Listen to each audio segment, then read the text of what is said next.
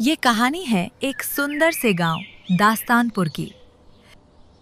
दास्तानपुर में श्याम नाम का एक आदमी अपने छोटे से परिवार के साथ रहता था। श्याम गांव के स्कूल में शिक्षक था, सीधा सादा, पढ़ा लिखा और सबके लिए सम्मान का पात्र। घर में पैसों की हमेशा कमी रहती थी, लेकिन श्याम और उसका परिवार कभी उदास नहीं रहता था। वे जानते थे कि जिंदगी की हर हालत से कैसे लड़ना है और कम में भी खुश रहना उन्होंने सीख लिया था। लेकिन जिस घर में जितनी शांति होती है, कभी-कभी उतनी ही बड़ी परीक्षा भी आती है। श्याम को कैंसर था। पैसों की तंगी की वजह से वो समय पर अपना इलाज नहीं करवा पाया। दिन बीतते गए और उसकी तबीयत धीरे-धीरे बिगड़ती चली गई।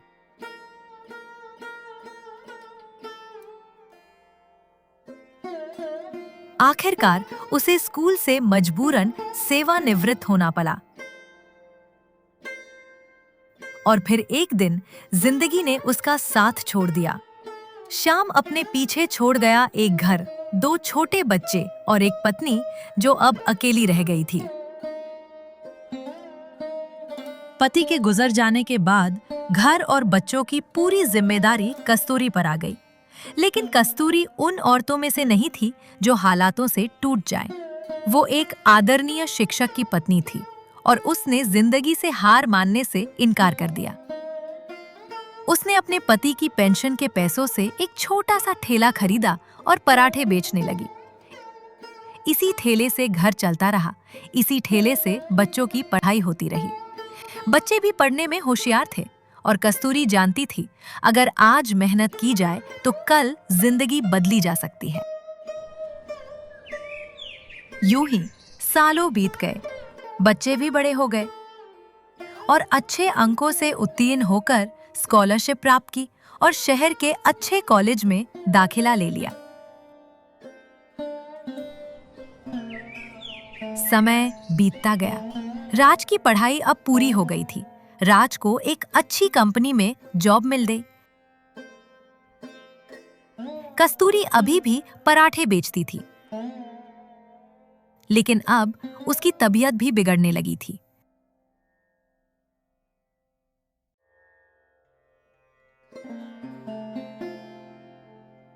वो अपने बेटे को कॉल लगाकर अपनी बिगड़ती हुई तबीयत के बारे में बताती है। बेटा, आजकल मेरी तबीयत ठीक नहीं रहती। दिन भर बस तेरी राह देखती हूँ। तू कब आएगा बेटा? अरे माँ, बुढ़ापे में इतनी तबीयत खराब हो ही जाती है। तुम बार बार मुझे फोन करके परेशान न किया करो। इतना कहकर राज फोन काट देता है। अपने बेटे के इस रूखे व्यवहार को देखकर कस्तूरी पूरी तरह हताश हो जाती है। दिन बीतते गए। राज ने कस्तूरी और अपनी बहन को बताए बिना अपनी कंपनी के मालिक की बेटी मीना से शादी कर ली। राज अब कभी भी कस्तूरी का फोन नहीं उठाता।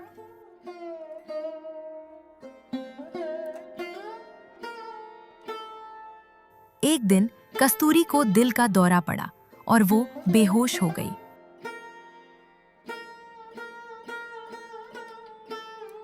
गांव वालों ने कस्तूरी को अस्पताल में भर्ती कराया और उसके फोन से राज को कॉल लगाया। लेकिन राज ने हमेशा की तरह आज भी अपनी मां का फोन टाल दिया। अरे राज तो फोन ही नहीं उठा रहा है। तो तुम छवि को फोन लगाओ। रमेश छवि को फोन लगाकर कस्तूरी की हालत के बारे में बताता है। छवि तुरंत ही अपनी मां के पास गांव आ जाती हैं। सरिता चाची, माँ को क्या हुआ है? छवि, कस्तूरी बहन आज पराठे बनाते हुए अचानक बेहोश होकर गिर पड़ी। हमने उन्हें तुरंत ही हॉस्पिटल में भर्ती करा दिया। माँ का ध्यान रखने के लिए शुक्रिया चाची। अरे कोई बात नहीं छवि। अच्छा, अब मैं चलती हूँ। तुम कस्तूरी बहन का ख्याल रखना। इतना कहकर सरिता वहां से चली जाती है।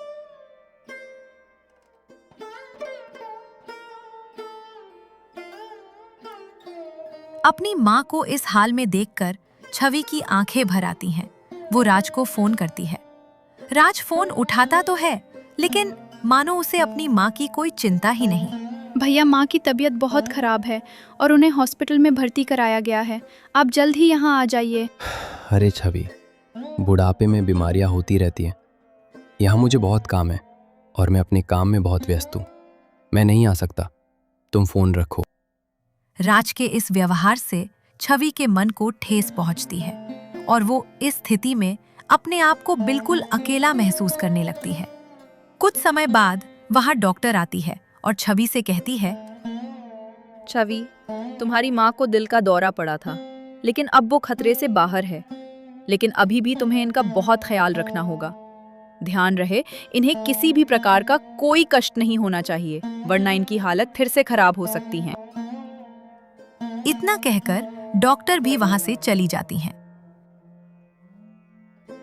छवि अपनी माँ के पास घंटों तक बैठी रहती है।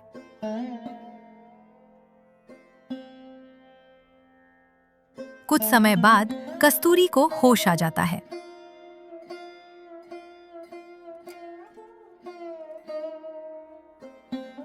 माँ, अब तुम्हारी तबीयत कैसी है?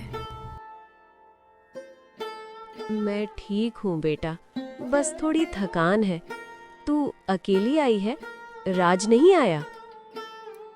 छवि धीमे स्वर में कहती है, नहीं माँ, भैया काम में व्यस्त है, वो थोड़े समय बाद आएंगे। ये सुनकर कस्तूरी उदास हो जाती हैं।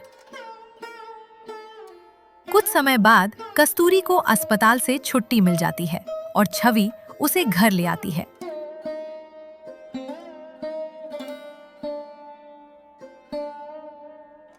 माँ, तुम आराम करो, मैं तुम्हारे लिए कुछ खाने को लाती हूँ।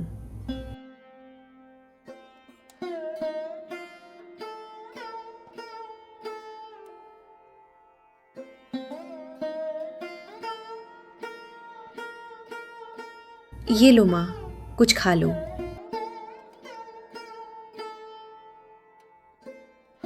कस्तूरी खाना खा लेती हैं। फिर छवि उन्हें दवाइयां देती है और आराम करने को कहती है।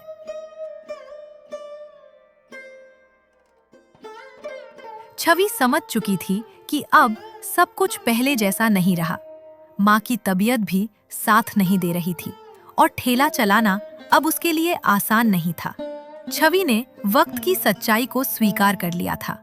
माँ की कमजोर होती सेहत ने जिम्मेदारियों का बोझ उसके कंधों पर डाल दिया था। हर सुबह वो घर का सारा काम निपटाती, फिर दिन भर ठेले पर खड़े होकर पराठे बेचती और शाम होते ही घर लौटकर अपनी पढ़ाई में जुट जाती।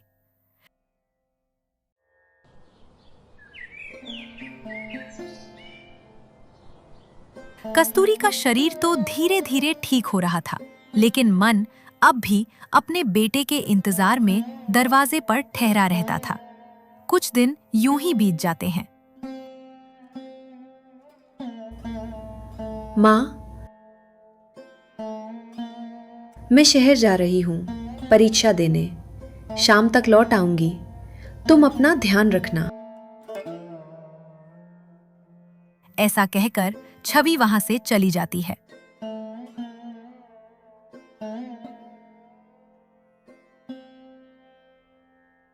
छवि परीक्षा देकर अपने घर लौटने के लिए बस का इंतजार कर रही होती है। तभी उसे वहां राज दिखाई पड़ता है। छवि राज की तरफ जाती है।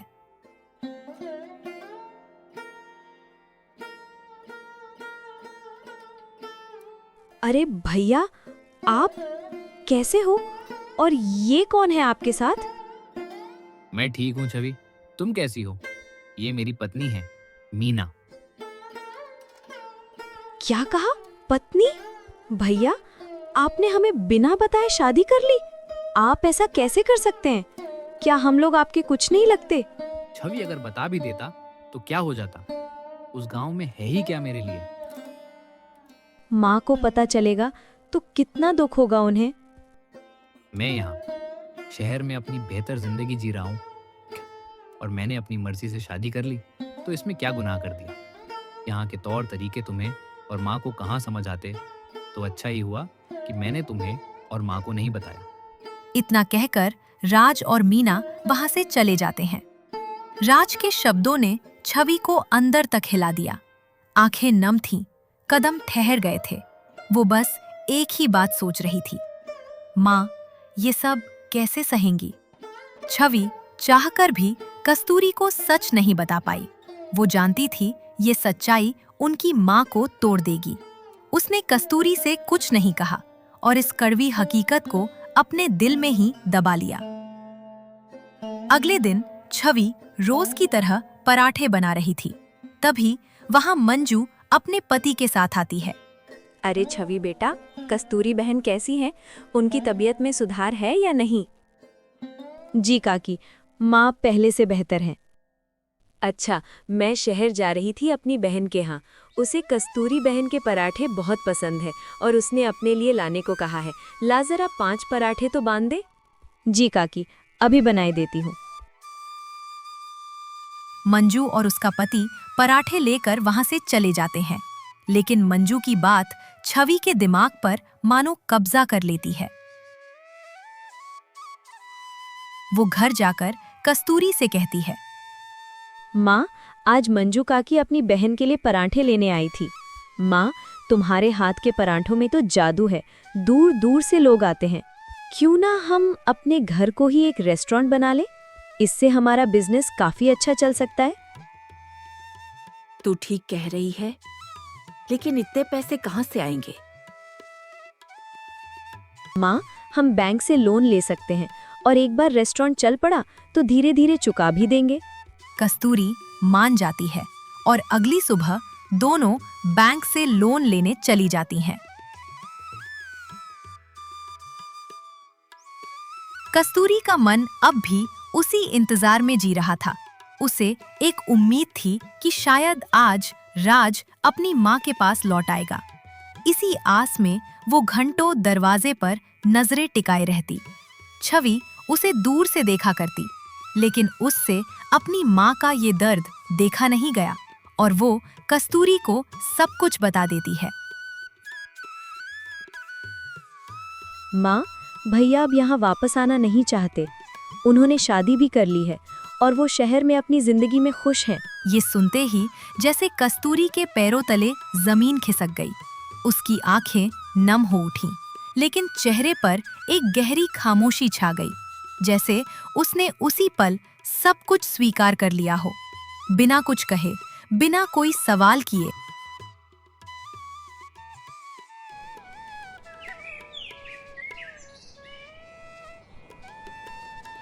कुछ ही समय में कस्तूरी रेस्टोरेंट तैयार हो गया।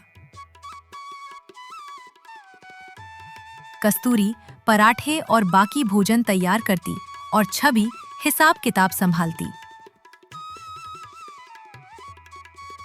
धीरे धीरे ग्राहक भी आने लगे।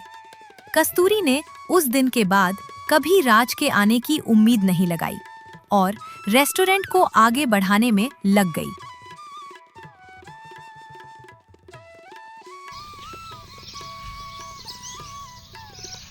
कुछ ही दिनों में वहां ग्राहकों की भीड़ उमड़ पड़ी।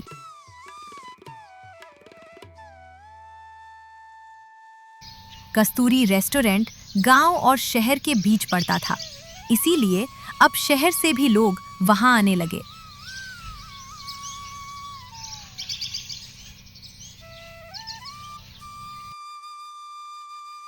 कुछ महीनों के भीतर ही कस्तूरी और छवि ने बैंक का लोन चुका दिया और गांव में कुछ खेत और एक नया घर भी खरीद लिया।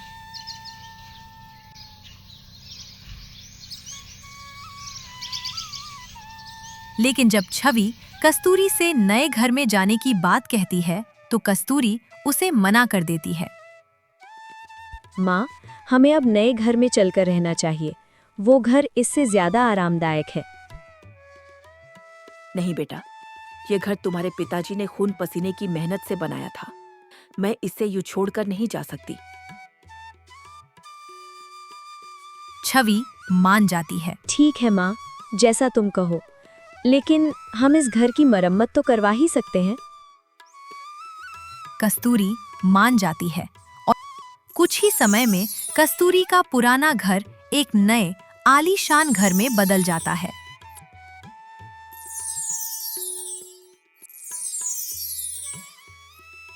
कस्तूरी गांव के गरीब जरूरतमंद लोगों को काम पर रख लेती है और अब हर जगह सिर्फ कस्तूरी की मेहनत के चर्चे हो रहे थे। वहीं दूसरी ओर राज की कंपनी को भारी नुकसान होता है और कंपनी बंद हो जाती है।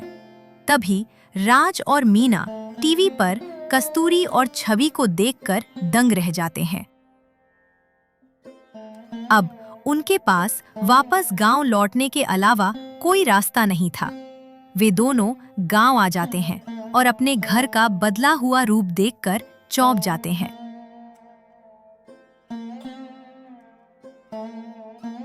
कस्तूरी राज को आते हुए देख लेती है। एक बार के लिए उसका ममत्व जाग उठता है, लेकिन राज की बेवफाई को भुलाना उसके लिए आसान न था। तभी छवि भी वहां आ जाती है। माँ, कैसी हो तुम? अब क्यों आया है तू? शहर की चकाचौंध कम पड़ गई क्या? या आज अचानक माँ की याद आ गई? माँ, मैं माँ मत कह। जिस दिन मैं बिस्तर पर पड़ी थी उस दिन मर गई थी तेरी माँ। तब तो तेरे पास वक्त नहीं था, आज कैसे मिल गया? सालों तक एक हाल तक नहीं पूछा तूने, और आज यूं सामने खड़ा है जैसे कुछ हुआ ही नहीं। तूने तो अपनी नई जिंदगी बसा ली, शादी भी कर ली। कभी सोचा उस घर का क्या हुआ जहां तेरी माँ तेरा इंतजार करती रही? इतना कहकर कस्तूरी वहां से चली जाती है। राज को मां की नाराजगी देखकर अपनी गलती का एहसास होता है। भैया, भाभी, माँ की बात का बुरा मत मानना। आपके यूं उनसे मुंह फेर लेने से वो बहुत दुखी थीं। दिन भर बस आपको ही याद करती रहती थीं। लेकिन धीरे धीरे सब ठीक हो जाएगा। आप दोनों चिंता मत कीजिए। छवि, मुझे माफ कर दे। मैं अपने की पर बहुत शर्मिंदा हूँ। जब माँ बीमार थी, मैं उनके पास नहीं था। जब उन्हें मेरी जरूरत थी, मैंने उन्हें अकेला छोड़ दिया, और अब मैं उनके सामने खड़ा हूँ, जैसे मुझे हक है माँ कहने का। कोई बात नहीं भैया, अब तुम आ गए हो तो माँ तुम्हें माफ कर देंगी। बस अभी थोड़ा गुस्सा है, पर तुम देखना सब ठीक हो जाएगा। बताइए, क्यों आना हुआ? हमारी कंपनी को एक भारी नुकसान हुआ, जिसके कारण कंपनी बंद करनी पड़ी। ये तो बड़े दुख की बात है। लेकिन माँ का गुस्सा देखकर लगता है वो मुझे कभी माफ नहीं करेंगी। शायद मुझे वापस शहर चले जाना चाहिए। अरे नहीं भैया, कैसी बातें कर रहे हो आप? आप हमारे नए घर में रुक सकते हो। नहीं छवि, मैं इसके काबिल नहीं हूँ। मैं माँ की नाराजगी के साथ यहाँ नहीं रह सकता। भैया, भगवान ने आपको अपनी गलती सुधारने का एक मौका दिया है। शहर लौट जाने से कुछ भी ठीक नहीं होगा। बेहतर यही है कि आप यहीं रहकर माँ का ध्यान रखें और धीरे धीरे उनका भरोसा फिर से जीत लें। छवि सही कह रही है, हमें यही रहकर माँ जी की सेवा करनी चाहिए। हो सकता है माँ जी भी यही चाहती हो, लेकिन अभी वो ये कह नहीं पा रही है। राज छवि और मीना की बात मान लेता है। आइए, मैं आपको घर दिखा देती हूँ। जब तक माँ का गुस्सा शांत नहीं हो जाता, आप लोग वहीं रहें।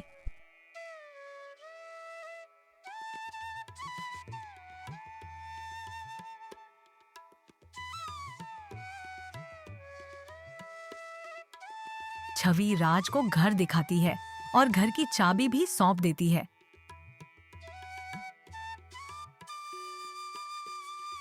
अगले दिन राज रेस्टोरेंट आता है।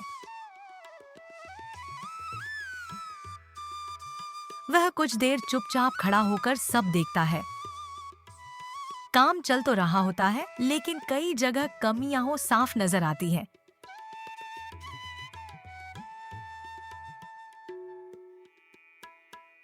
वह छवि के पास जाकर कहता है,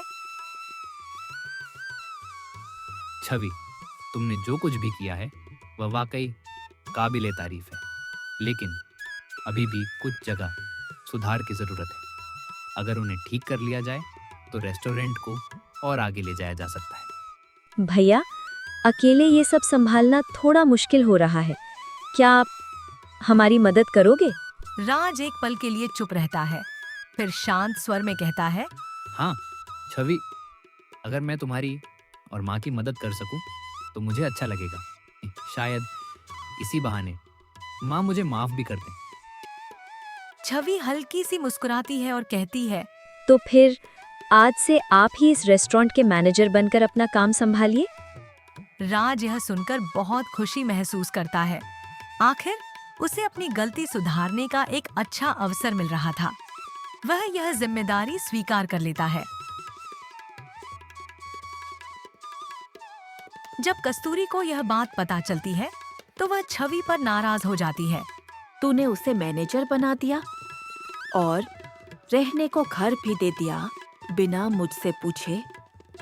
इतना बड़ा फैसला ले लिया। छवि शांत रहते हुए समझाती है, माँ, भैया सिर्फ हमारी मदद करना चाहते हैं। आप भी जानती हैं कि हम दोनों के लिए अकेले सब संभालना आसान नहीं है। अगर वो साथ देंगे तो काम और अच्छा हो जाएगा। कस्तूरी तुरंत नहीं मानती, लेकिन छवि की बातों में सच्चाई देखकर धीरे धीरे शांत हो जाती है। इसके बाद राज पूरी लगन से काम में जुट जाता है। वह दिन भर मेहनत करता है, छोटी छोटी कमियों को सुधारता है, काम को व्यवस्थित करता है और रेस्टोरेंट को बेहतर बनाने की कोशिश करता है। छवि और कस्तूरी भी उसके साथ लगी रहती है। धीरे धीरे रेस्टोरेंट पहले से ज्यादा अच्छा चलने लगता है।